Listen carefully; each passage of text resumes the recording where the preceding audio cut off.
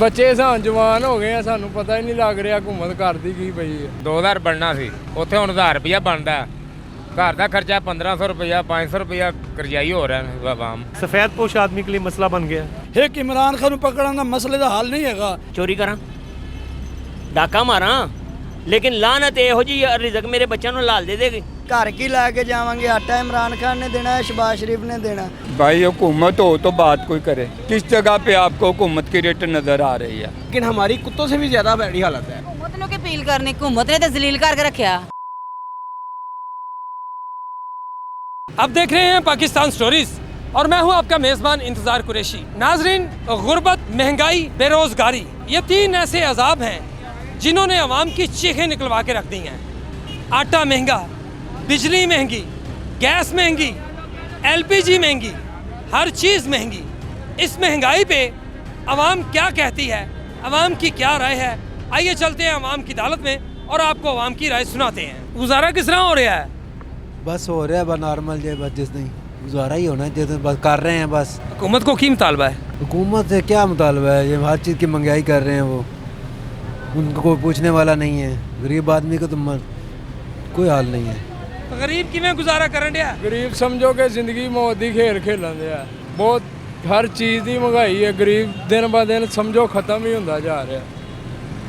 हुकूमत को की मुतालबा है? हुकूमत ने की करना भाई, असी बच्चे ਸਾਨੂੰ जवान हो गए हैं, ਸਾਨੂੰ पता ही नहीं लग रहा हुकूमत करती की पई है। गुजारा मजबूरी तौर कर ही रही है गरीब आम। मतलब रक्षा अगे चलाईदा सी ते जिथे मिसाल 2000 बनना सी, उत्थे हुण 1000 रुपया बनदा। घर का खर्चा 1500 रुपया 500 रुपया करजाई हो रहा है आवाम। हुकूमत को की मुतालबा है? हुकूमत फिर इमरान पार्टी आ जाए तो अल्लाह खैर कर जाए। जे मतलब आपस ही भिड़ते रहन दे आवाम मर जाती भुखी। गरीब को किसी से कुछ गर्ज नहीं है, मांस वाए आटा रोटी दाल। अब देखें बिजली के बिल हैं, गैस कल बढ़ गया। मेरे जैसा आदमी जब कहीं भी काम पे जाता है उसके कलेजे को वो पड़ता है कि यार ये क्या हो गया। तो गरीब आदमी को हुकूमत गिरे या आए, गरीब आदमी को सरोकार रोटी आटा दाल तो वो पूरी नहीं हो रही। मुल्क की हालात ये है बस। हुकूमत से क्या मुतालबा है? हुकूमत से यही कि हम जो सफ़ेद पोश लोग हैं ना तो हम किसी के हाथ कर सकते हैं। सफ़ेद पोश आदमी के लिए मसला बन गया। जिसके पास पैसा उसने तो ATM लगाया निकाल लिए, और जो मांगने वाला उसने मांग लिया। मेरे जैसे सफ़ेद पोशों के लिए मसला है। इस हुकूमत को यही मुतालबा करना चाहिए कि मेहरबानी करके गरीबों के हाल रहम करे। एक इमरान खान पकड़ना का मसले का हल नहीं है। इमरान खान की वजह तो महंगाई कम नहीं होनी। मेहरबानी करके जो बाहर पैसे पैने लैके आवन, ये साढ़े हालात 40 साल तो मुल्क को लुट के खा रहे हैं। जरदारी साहब बाहर दुबई शिफ्ट होए ने, हर पैसा दुबई शिफ्ट हो, लंदन लैके बैठा है। ये कहते सी कि असी कपड़े बेच के आटा देंगे, हुण सारा कुछ लुट के ये इलेक्शन लड़नगे। मेहरबानी करन, गरीब के हाल रहम करन, बिजली सस्ती करन, आटा सस्ता करन, पेट्रोल सस्ता करन, कोई गरीब के हाल रहम करन। गरीब की वजह तो ये सारा कुछ है। ये मुल्क नूं लुट के खा गए, इन्हां दे बच्चे बाहर ने, मर तो गरीब रहे ने। मेहरबानी करके गरीबां दे हाल ते रहम करन, साडे हाल ते रहम करम फरमावेन। इन्हां दी मेहरबानी। इमरान खान नूं पकड़न नाल ये मसला हल नहीं होना। उल्टा पाकिस्तानी पैसे नहीं भेजणगे, उल्टा मुल्क कंगाल होएगा। पहले पैसा नहीं है, मुल्क होर कंगाल होएगा। ये तो 4 दिन मेहमान है, 9 तरीक नूं चली जानी है। इन्हें तो 11-12 महीने 70 साल का लुट के लै गए ना, जितना 70 साल जी लुटा 1 साल च लुट के लै गए। ਜਿਹੋ ਜਿਹੇ ਸਾਡੇ ਹਾਲਾਤ ਨੇ ਨਾ, ਸਾਡੇ ਥਾਣਾ ਲਾਏ, ਸਾਡੇ ਜੈਸੇ ਆਵਾਮ ਐਸੀ ਹੁਕਮਰਾਨ। ਜਿਹੜਾ ਲੱਭਾ ਚੋਰੀ ਲੱਭਾ ਹੈ। ਇੱਕ ਇਮਾਨਦਾਰ ਲੱਭਾ ਸੀ, ਉਹਨੂੰ ਅਸੀਂ ਆਪ ਕੁੱਤਾ ਕਹਿਤਾ। ਦੂਜਾ ਇਮਾਨਦਾਰ ਆਇਆ, ਅੱਲਾਹ ਪਾਕ ਨੇ ਭੇਜਿਆ, ਉਹਨੂੰ ਅਸੀਂ ਜਹਾਜ਼ ਦੇ ਜ਼ਰੀਏ ਮਰਵਾਤਾ। ਤੀਸਰਾ ਆਇਆ, ਉਹਨੂੰ ਫਾਇਲ ਲਵਾਤਾ। ਇਹ ਖਾਤੇ ਇਸ ਤਰ੍ਹਾਂ ਹੀ ਚੱਲਦੇ ਆਏ ਨੇ। ਹੁਣ ਇਮਰਾਨ ਖਾਨ ਨੇ ਉਹਨੂੰ ਫੜ ਲੈਣਗੇ, ਫੜ ਲਓ। ਉਹ ਕਿਹੜਾ ਕੋਈ ਸਾਡੇ ਸਾਲਾ ਲੱਗਦਾ, ਸਾਡਾ ਕੁਝ ਨਹੀਂ ਲੱਗਦਾ। ਨਾ ਨਵਾਜ਼ ਸ਼ਰੀਫ ਨਾ ਅਸੀਂ ਆਪਣੀ ਮਿਹਨਤ ਕਰ ਰਹੇ। ਮੈਂ ਰਕਸ਼ਾ ਡਰਾਈਵਰ ਹਾਂ, ਸੁਬਾਹ ਦਾ ਨਿਕਲਿਆ ਹੁੰਦਾ, ਕੱਖ ਨਹੀਂ ਕਮਾ ਸਕਿਆ। 18,000 ਰੁਪਇਆ ਮੇਰੀ ਬਿਜਲੀ ਦਾ ਬਿੱਲ ਆਇਆ। ਮੈਂ ਕਿੱਧਰ ਜਾਵਾਂ? ਚੋਰੀ ਕਰਾਂ, ਡਾਕਾ ਮਾਰਾਂ? ਲੇਕਿਨ ਲਾਨਤ ਇਹੋ ਜੀ ਰਿਜ਼ਕ ਮੇਰੇ ਬੱਚਿਆਂ ਨੂੰ ਲਾਲ ਦੇ ਦੇਗੀ। ਹੱਕ ਲਾਲ ਦੀ ਕਮਾਨਾ ਵਾ, ਪਰ ਫਰਕ ਨਹੀਂ ਪੈਣ ਡਿਆ। ਹਰ ਹਕੂਮਤ ਆਪੋ ਆਪਣੀ ਕਰਨ ਰਹੀ ਹੈ, ਆਪਣਾ ਢਿੱਡ ਭਰਨ ਰਹੀ ਹੈ। ਆਪਣੇ ਬਿੱਲ ਮਾਫ ਨੇ, ਜਿਹੜਾ ਇਹਨਾਂ ਦੇ ਬਿੱਲ ਨੇ ਉਹ ਅਸੀਂ ਭਰਨ ਡਏ ਹਾਂ। ਜਿਨ੍ਹਾਂ ਅਸੀਂ ਨਹੀਂ ਭਰਨ ਡੇ, ਤੁਸੀਂ ਵੀ ਭਰਨ ਡੇ ਹੋ। ਹਰ ਬੰਦਾ ਭਰਨ ਡਿਆ। ਇੱਥੇ ਹਾਲਾਤ ਸਿਰਫ ਔਰ ਸਿਰਫ ਸਾਡੇ ਇਹਨਾਂ ਹੁਕਮਰਾਨਾਂ ਦੀ ਵਜ੍ਹਾ ਤੋਂ ਆਏ ਨੇ। हुकूमत अगे ऐ भलाई हैगी कि असीं माड़े बंदे हैगे। सब तो पहले पेट्रोल सस्ता करो। साडी इन्नी औकात नहीं हैगी। सवारी दिन दी दफ़ा 20 रुपये रोंदी है, ठीक है। 250 रुपये नूं असीं कित्थे पेट्रोल लईए? दिहाड़ी गड्डी चलाने 10 रुपये जेबे नहीं पाया तो सुबह की गड्डी चला रहे हैं। घर की ला के जावांगे आटा इमरान खान ने देना है, शहबाज शरीफ ने देना या इमरान खान ने देना?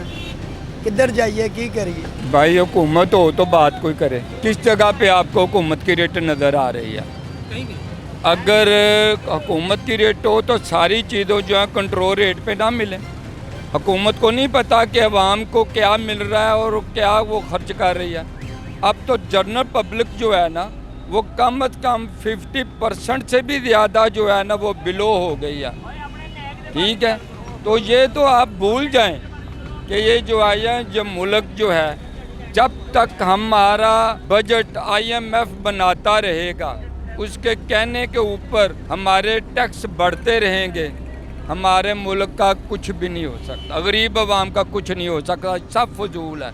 जो भी आएगा झूठ बोले। सर सबसे पहली बात ये है कि हमारी आप हालत देखें। एक तो होता है ना कुत्ता, वो भी जो है ना ज़मीन से कहीं से साफ चीज़ें उठा के ना तो साइड पे हो गए वो धो के खा लेता है, लेकिन हमारी कुत्तों से भी ज़्यादा बैडी हालत है। हमारे पास पैसे हैं, आटा नहीं मिल रहा। हमारे पास घी खरीदने के लिए पैसे हैं, लेकिन हमें घी नहीं मिल रहा। अगर वो जो मिल रहा है वो उससे डबल कीमत पे मिल रहा है।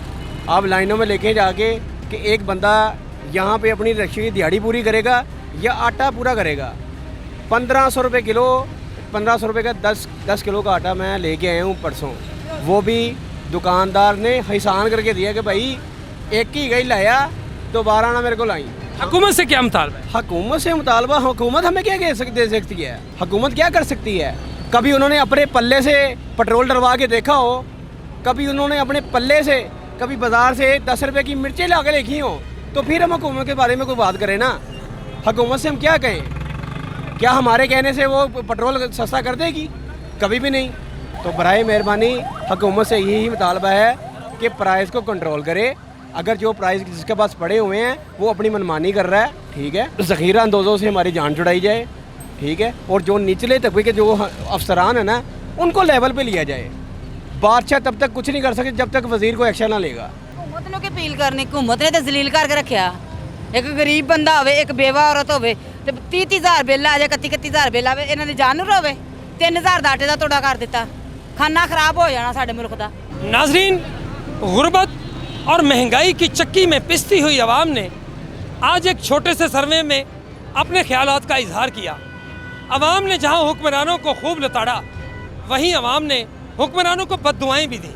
आवाम का ये कहना है कि जो भी हुक्मरान आता है वो अपनी ही जेबें भरता है, गरीब आवाम का कोई नहीं सोचता, गरीब आवाम की बेहतरी के लिए कोई काम नहीं करता, बल्कि जो भी हुकूमत आती है वो अपनी जेबें भरने के लिए आती है।